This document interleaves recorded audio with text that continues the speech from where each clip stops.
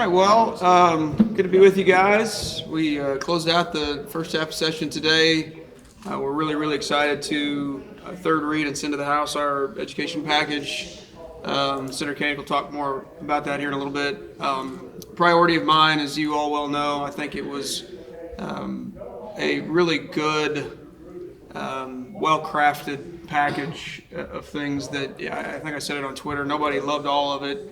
But I think everybody had something in there that they liked, or a couple things that they liked, and we were able to put together something that I'm not sure anybody can say doesn't move the needle and move the ball down the field as it relates to K through 12 education, whether you're talking about the choice side, traditional, public, etc. So really proud of that. I think that's that bill and how Senator Koenig and the others who were involved handled it is really how the place is supposed to work.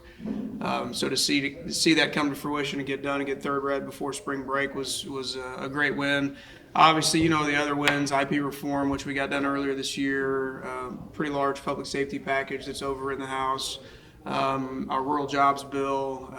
There were a number of other things that we worked on. A number of third reads that we got over to the House.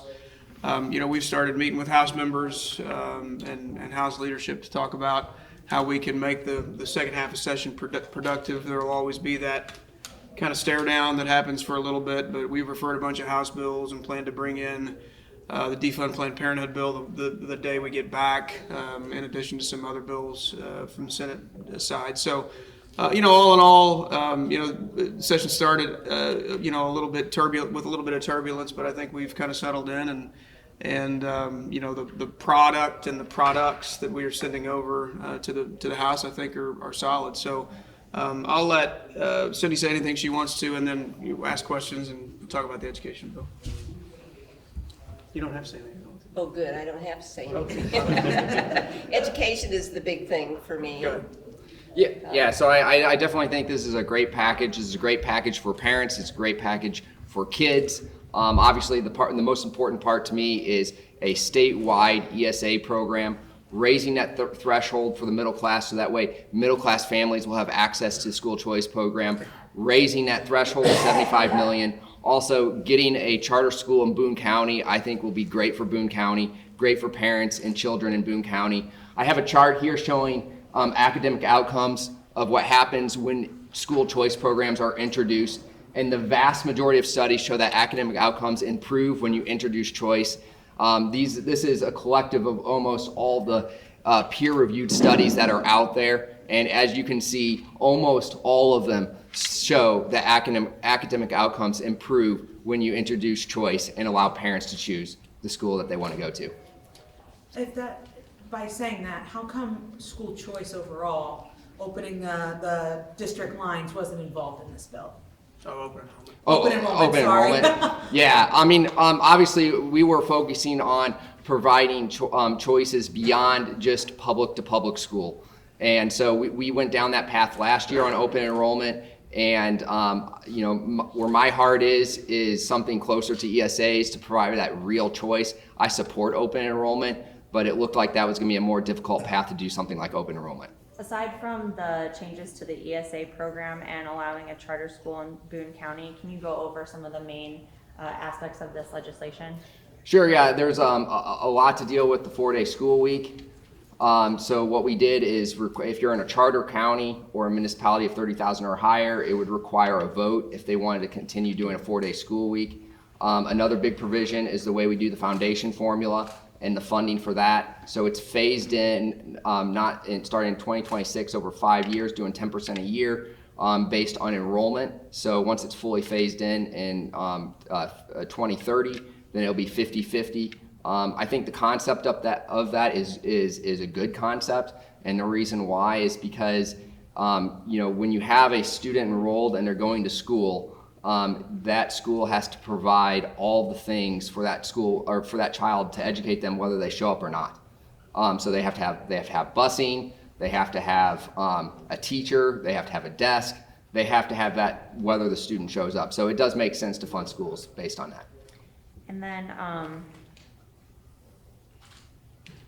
Sorry, someone else can go. There's also the increase of teacher pay. Is that kind of, and that's a statutory change versus having it be like the optional grant that it's been the last couple of years?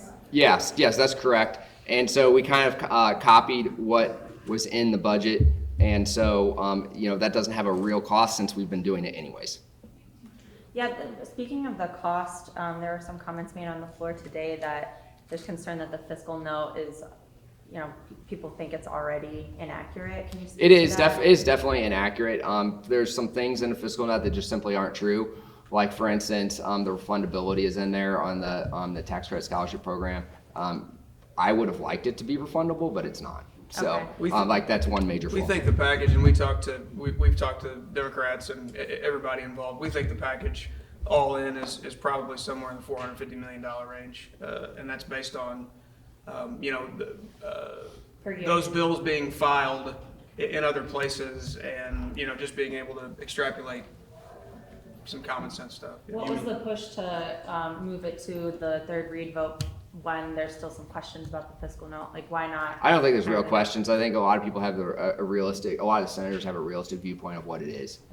And you said it was $450 million, I want to reiterate, per year is the question? Well, yeah, but Once that's fully implemented. yeah, which So is that's going to be. we're a long ways off. I Yeah. mean, starting off, it's going to be much less. One other thing I think is important to think about is there was an SAT change that's going to give 200-ish or so million dollars to the formula this year, another 100 million next year. So we, kind of collectively, Senator Kane and Democrats, everybody involved, thought, okay, some of these new things that we're thinking about putting into place as it relates to new funding for public ed, we delayed the implementation to make sure that, in the worst of circumstances, we knew what we were dealing with fiscally. But this is, this represents, I would say safely, by the time this thing is fully implemented, plus the SAT money, there's upwards of $750 million new dollars going to public education, but in the next 6 to 7 years. So I said it this morning on Twitter, which I don't respond to people on Twitter very often, but somebody got under my skin. Anybody who thinks that we're not, funding public education at a pretty healthy clip, I think is either one, just misinformed, or is just straight up lying. So. I believe it was, No, go ahead. I believe it was about 2 sessions ago where you all basically changed the formula with regards to charter funding. And then that you guys basically did the ball that, and now there's this. What do you say that kind of the bigger funding changes in education are coming from the Senate versus the House? Yeah, I mean, I think we're taking to Senator Koenig's point, the House has focused the last few years on open enrollment, and part of it is a product of what they think is possible over there, I'm sure. This is a little more, I think the things that we're focusing on are a little more involved, or a little deeper, are a little more, I think, holistic, and trying to build consensus. So not again, I spoke to Representative Pilot this morning, who's the open enrollment sponsor. Plenty of votes for that bill over here, I would assume. It just has not quite risen to the level of urgency that some of this other stuff did. There's no real reason for that. I think I support all of it, choice stuff and supporting public education. So this would raise the cap for the ESAs from 50 million to 75 million per year. Is the 50 million per year currently being all used? No, so currently the cap is 50 million, but it's actually like 25. It started off with 25 million, and it can only grow with inflation. This takes it immediately to 75 million. So it's actually really like a 26 million up to 75 million. Okay. Growth, and then also it's allowed to grow as the education, the foundation formula grows as well. It's allowed to go past that 75 million. But has the current allotment, is it being? Last year they raised just shy of 17 million. Okay, so why increase it if it's already kind of a little? Because all right, so the first year it was it over doubled, and I would expect that if we had a state treasurer who was promoting the program and helping raise money for it, I would expect that would happen, that it would grow much quicker. Do you feel like the treasurer is not promoting that program well enough? He's promoting it, but I think more could be done. I want to talk about how the schools that stay at 5-day school weeks get an extra 2% funding increase. Can you talk about that a little bit and how that was all in the negotiation? That was definitely a piece of controversy, and it was phased in. But yeah, it was. I mean, it's in the bill. And it was it was one of those things that there's real concern of why specifically independents decided to go to 4-day with the local support that they have. That scenario has to be fundamentally different than why, you know, Sturgeon or Harrisburg and Boone County would decide to go 4-day. You know, I think it was a part of the negotiation to make sure that at least in districts where we feel like the local support and the state support is sufficient enough to support 5 days, that they're not basically just trying to game the system. And if you're looking, if I'm a parent, put this in terms for me, you know, how much money per household and what other things would qualify me to now get ESAs under this? Yeah, so we moved on a qualified student. We moved the definition from 200% to 300% of free and reduced lunch, which for a family of 4 is going to put you. It's going to raise it from roughly about 110,000 to probably about 165,000. Senator Rowden, what was your role in getting the charter school legislation in there? Well, you know, we've been talking about this for a long time. You know, I've said publicly and privately. I met with the president of the Columbia School Board yesterday here in the building, and we had a great conversation. You know, Columbia is one of those districts that I think enjoys tremendous local support and has had, you know, every tax increase and bond that's gone before the voters has passed over the course of the last, you know, as long as I've been alive. And the outcomes and the support that you're seeing in the community is just not what it used to be. I don't think they feel like they're getting their money's worth. And so, you know, from my perspective, providing another option, obviously they can take advantage of an ESA if they are qualified and want to go that route. But I think more options in a larger area like Columbia, I think is absolutely right. I don't think that the implementation of a charter school or 2 or 3 in Columbia would in any way keep public education from continuing to flourish and grow and you know, kind of regain the trust of the community. So Senator Koenig was gracious enough to put it in the bill, and you know, hopefully we can get it through and get it to the House. And I'm still as much of a supporter of CPS as I was the day I got here. I just think that a few more choices for parents in Columbia is not a bad idea. Why were the charters taken? Why not expand the charters to all of St. Louis County and St. Charles County? Yeah, I mean, I think you end up having a bigger fight.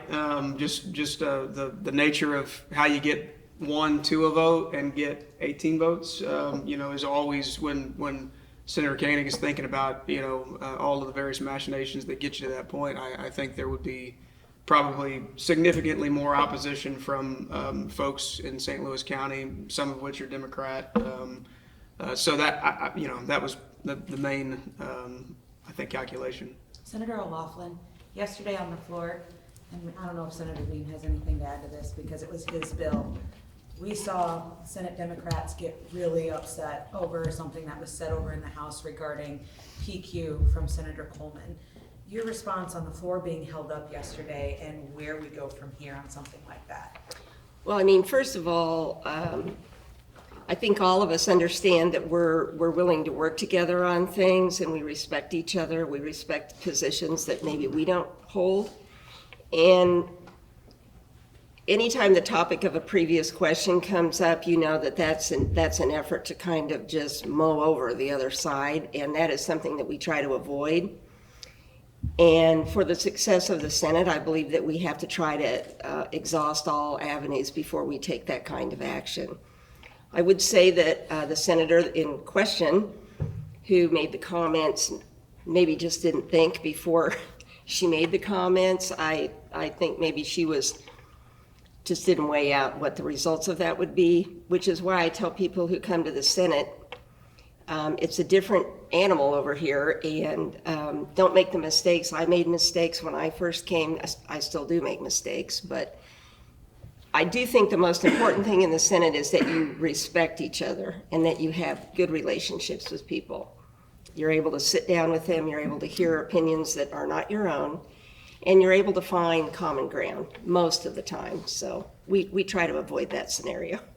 Had Senate Republicans, were you guys planning on PQing, or if the bill came back to the Senate with all those extra add-ons? Well, like I just said, we try to avoid that under all circumstances. So depending on what comes back to us, we will try to work out something that we can get done without that kind of an action. This is for a question for Rod or anybody.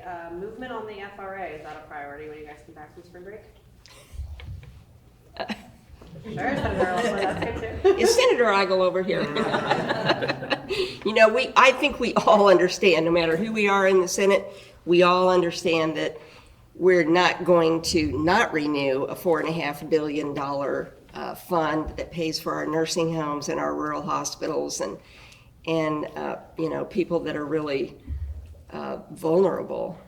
So we need to get it done. I believe that we will get it done, and we'll have a lot of conversations about that. So yes, I mean, you know, the end of session, now after spring break, it's coming. So we'll be sitting down and talking about that. Do you need to pass, and this is for anyone, does the Planned Parenthood bill need to come up, the one that's coming over from the House, does that need to come up and get approved by Republicans before the FRA goes through, you think? Well, it is very important to a lot of our members, and so we will be bringing that up, and we'll see what we can get done there.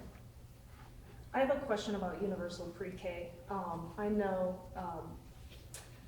it was voted out of the House with a significant amount of support from some Republicans.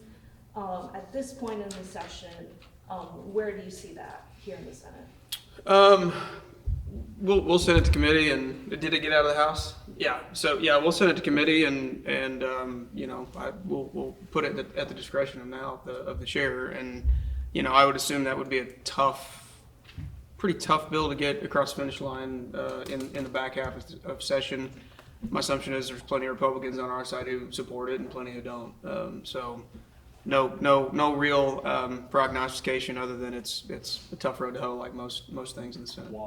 Why is it a tough? Is it the money? Is it the concept? Yeah, I mean, I think there's a money issue. There's a philosophical issue too. I mean, I think it's a you know, a matter of do we think that a traditional public pre-K model is always better than, you know, a private daycare model or a private you know, option that is available to some kids in some areas.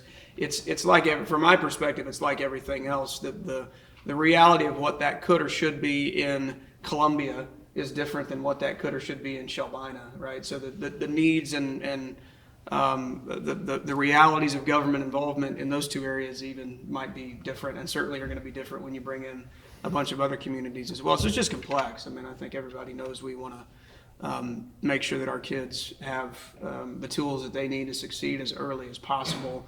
But that's a much broader conversation to me than just saying let's involve the government. Well, do you think everyone should have access to universal pre-K, or do you think it should be whether you know, have the resources to? Yeah, I mean, I would say I would hope that kids have access to get the tools they need to succeed. I think you would have plenty of division as to whether or not it's the government's job at that age to do that or not. These guys have to run. Thank you, guys.